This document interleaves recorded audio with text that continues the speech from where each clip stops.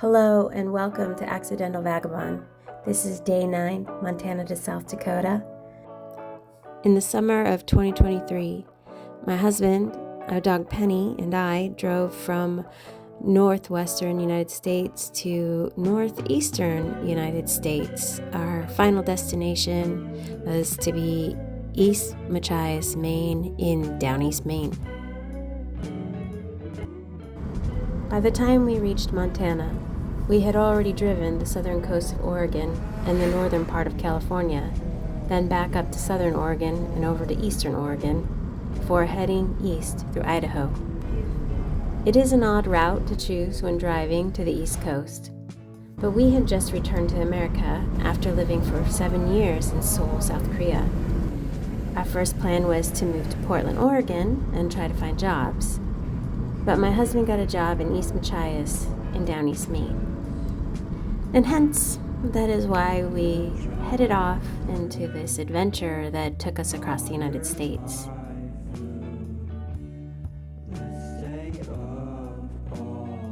Neither of us had ever driven across the U.S. before, and my husband was the only one with a license, so he had to be the sole driver. As you can imagine, there was a few arguments along the way. We left Portland on August 9th, first heading toward the Oregon coast to drive down to Northern California. Our first day of driving was long. I should say his first day of driving was long, and mine and Penny's first day of sitting in the passenger seat was long. Although I had the camera in hand, and I love taking pictures and taking videos of the things that we see along the way, so I was quite entertained. We left at 9:30 a.m. and didn't arrive in Arcata till after midnight. From Arcata, Northern California, we drove to Pleasanton to see my father, and then a couple of days later, we drove back to Oregon. We stayed with a friend in Lapine, Oregon, and then the next day we drove to Cove, Oregon. It was in Cove, Oregon, when our journey across the country really began, on the 14th of August. We had until the 23rd to reach East Machias in Maine. We crossed 14 state lines in 9 days. We stayed in 8 of the states, camping in 3 of them. I made videos of each day on the road, and I'll leave a link for them in the descriptions below. We woke in the Gallatin National Forest at the Eagle Creek campgrounds nestled above the hills of Gardner, Montana. We drove north on Highway 89 past Emigrant and Prairie, following the Yellowstone River. We stopped at the most beautiful rest stop named Emigrant Rest Stop, where my husband did his Max 30 workout. More on that later. Well, I'm just taking a video of how you're doing your Max 30 Thursday workout in a Montana rest stop. How's that? And instead of water, you have coffee. Right? You gotta do what you gotta do. I guess so. While he worked out, Penny and I enjoyed the river.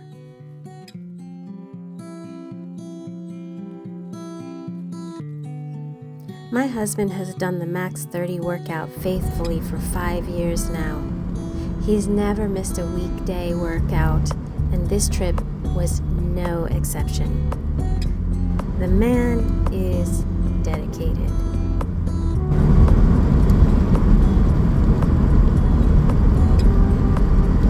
Once we reached Livingston, we crossed over to Interstate 90 towards Billings. We stayed on Interstate 90, dipping into Crow Tribe Reservation, and somewhere around the battlefield location of Little Bighorn, we turned east onto Highway 212. Which would take us through the Northern Cheyenne Reservation and all the way through to the northeastern corner of Wyoming. In case you didn't know this was America, here's a gigantic car-sized flag to remind you, in case you forgot. We entered the Crow Reservation on Interstate 90. The last town before entering the reservation is Hardin, and then the next is Crow Agency. As I mentioned, we turned east onto 212. And once you turn onto 212, there is nothing for 44 miles. When I say nothing, I mean nothing. No gas stations, no stores, nothing. In the distance, in the southern horizon, occasionally you can see a dwelling here and there. You definitely want to fill your gas tank before taking this route. You don't want to be stuck on the side of the road, especially when it was as hot as it was on the day that we traveled. Also, I don't even recall seeing a car pass us on the road. After driving a little over 44 miles, we found a gas station in Lame Deer on the Northern Cheyenne Reservation. We pulled into a little Conoco gas station. I went into the store to buy some coffee and a snack. It was busy with people, but the shelvings were sparse. There were barely any items on the shelf, and the coffee machines were either broken or out of coffee, although there was one air pot that had coffee, so I was happy. Also, the prices seemed to be higher than they were in other places. My husband had a different experience at the gas station. As soon as he got out of the car to go pump the gas, a woman approached him asking for money. He said that she was very drunk. He said it was a funny exchange though, because she had first asked him for money, for ice, she said. But then immediately after, she asked if he was Asian. He asked her if it was that easy to tell, and she laughed out loud at him and said yes. He said the interaction lasted only a minute before the BIA officer came up and told her to leave. And if you don't know BIA, it means the Bureau of Indian Affairs. And they're separate from the state police, and obviously separate from federal police. The Crow tribe's actual name is Apsalika, which means children of the large-beaked bird. And the Crow Reservation, or Apsalika Reservation, is the location of the Crow Fair, which happens every year, and tribes from all over the United States attend. They set up 1,500 teepees, and it is known as the teepee capital of the world during that time. I think it would be an incredible thing to see. It is open to non-natives, so if you are able to go, I think you should. Unfortunately for us, when we drove through the reservation, we were a week before the event, and also we didn't have time to stop. Both the Crow and Northern Cheyenne Reservation lands are beautiful, especially to the east of Cheyenne Reservation, where it looks like the land froze in wind-blown waves. But it also looks difficult to live there. We didn't go into the heart of either reservation, we just drove on the north edges, but there wasn't a single city or visible infrastructure, and in an area that struggles with poverty, it would be hard for people to try to get things done, simple things like grocery shopping, or if there's something wrong with their house and they need to fix it. All of that would be difficult, things that we take for granted. And then if that's difficult, finding work would also be difficult. Of course, just reading a tiny bit about the reservations and the history of the U.S. government's treatment and relationship with Native Americans, it isn't difficult to figure out that all this isolation was done on purpose.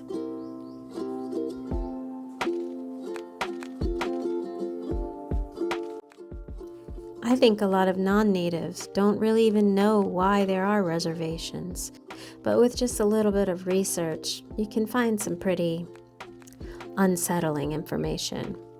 So why are they there in the first place? Well, it's because they were created as an exchange of land for the promise of rights, healthcare, education, and social welfare.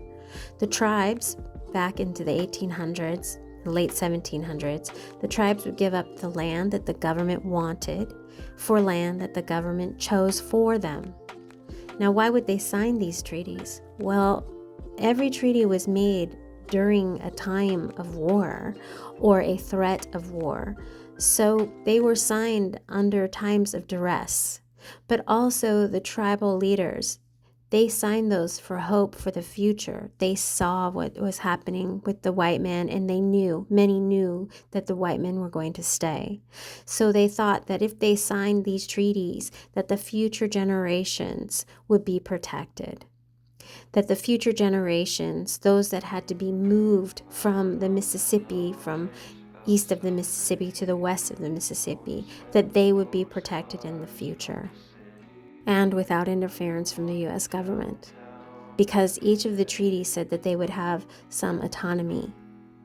There were 370 treaties signed between 1778 to 1871, and every single treaty has been broken.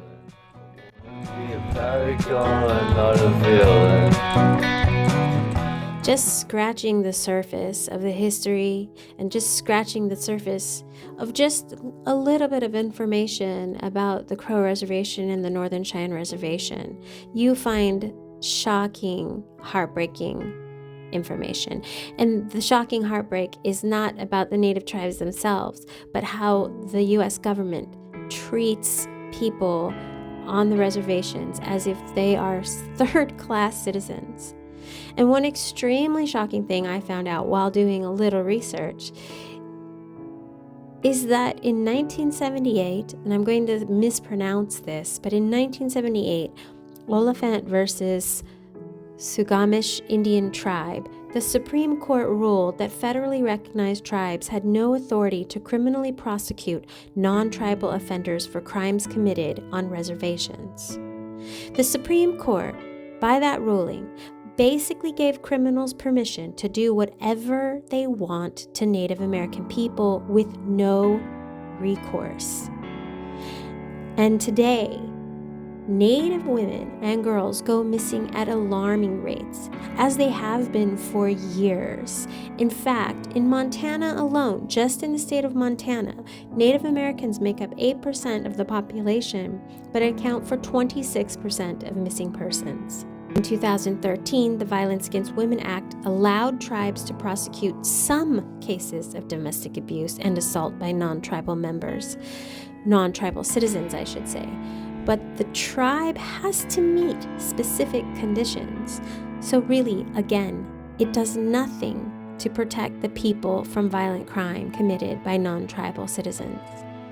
And when it comes to missing and murdered Native Americans, the land actually falls under control of the federal government, which also doesn't seem right based on treaties. The federal government is supposed to investigate the missing and murdered, but there is a lack of interest, a lack of care, a lack of empathy, a lack of sympathy for Native Americans. And often, even if a body is found visibly beaten and bruised, the authorities will say the person died from exposure, or they were drunk, or they ran away. They do not put any effort into finding these missing people.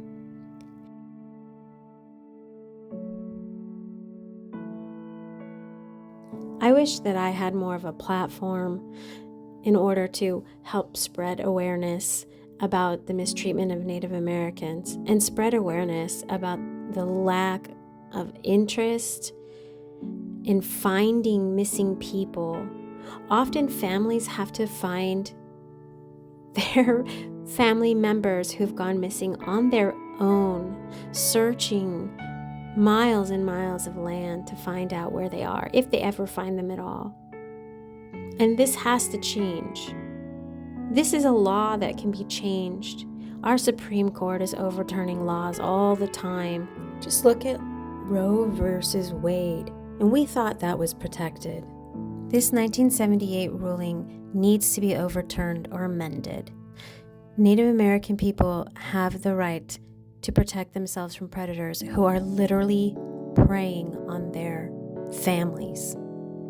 I mean, just think about how wild that is. Non-natives can go onto native land and commit federal crimes. I know this is a video about traveling, and we're now crossing into Wyoming, but traveling is about gaining knowledge. We are all citizens of this country, and Native Americans are the original inhabitants, and they are our history. And the reservations are a part of America, and for us as fellow Americans to continue to ignore what is happening is wrong.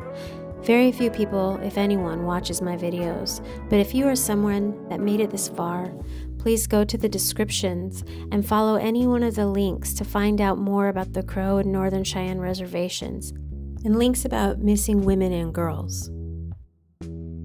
So back to our travels. We continued on 212 through the northeast corner of Wyoming, and then to Highway 85 at Bella Fourche, then to 90, and finally 385 to Deadwood, where we arrived very late, but not too late to give our overheated Penny a much-needed bath. This is my first time doing voiceovers for these videos.